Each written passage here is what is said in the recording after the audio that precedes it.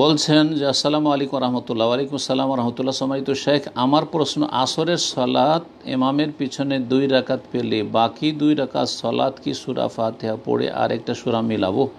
2 রাকাত সলাত পেয়েছেন, সঠিক মতে যেই সলাতগুলি আপনি পেলেন সেই সলাতগুলি আপনার প্রথম দ্বিতীয়, ইমামের তৃতীয় চতুর্থ বা যাই হোক না কেন সেটা আপনার দেখার বিষয় নয়, কিন্তু আপনি যেই রাকাতগুলি পেলেন সেগুলি আপনার প্রথম।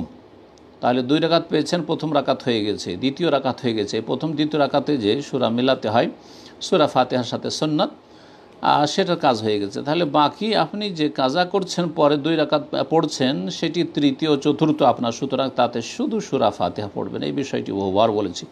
আল্লাহ রাব্বুল আলামিন যেন বোঝার তৌফিক দান করে। আর এই মর্মে দলিল সহিহ বুখারী হাদিস, ফামা আদরাকতুম ফাসাল্লু ওমা ফাতাকুম ফাতিমু, তোমরা যতটা ইমামের সাথে পেলে ততটা আদায় করো, তার সাথে ফাসাল্লু পড়ে নাও, ওমা ফাত, যেটা ছুটে গেল সেটা ফাতিমু, তামাম করো, পূর্ণ করো।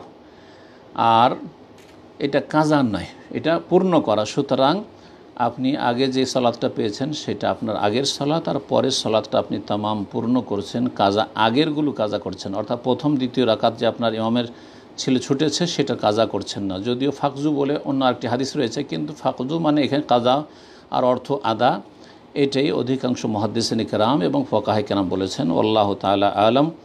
আল্লাহ রাব্বুল আলামিন আমাদেরকে নেক আমলের তৌফিক দান করেন, তার শুকরিয়া বেশি বেশি আদায়ের তৌফিক দান করেন, অন্তর থেকে এবং জবান দ্বারা অঙ্গ প্রত্যঙ্গ দিয়ে আল্লাহর সন্তুষ্টির কাজে আল্লাহর নিয়ামতকে নিয়োজিত রেখে এবং আল্লাহর অসন্তুষ্টির কথা কাজ থেকে, হারাম থেকে বেঁচে থাকার মাধ্যমে আল্লাহ যেন আমাদেরকে ভালোভাবে তাঁর শুকরিয়া আদায়ের তৌফিক দান করেন, আমাদের নিয়ামতগুলি বৃদ্ধি করেন, নিয়ামতগুলিকে স্থায়ী করেন। আল্লাহুম্মা ইন্না আলা যিকরিকা ওয়া শুকরিকা ওয়া হুসনি ইবাদাতিক। সুবহানা রাব্বিকা রাব্বিল ইজ্জাতি আম্মা ইয়াসিফুন ওয়া সালামুন আলাল মুরসালিন ওয়ালহামদুলিল্লাহি রাব্বিল আলামিন।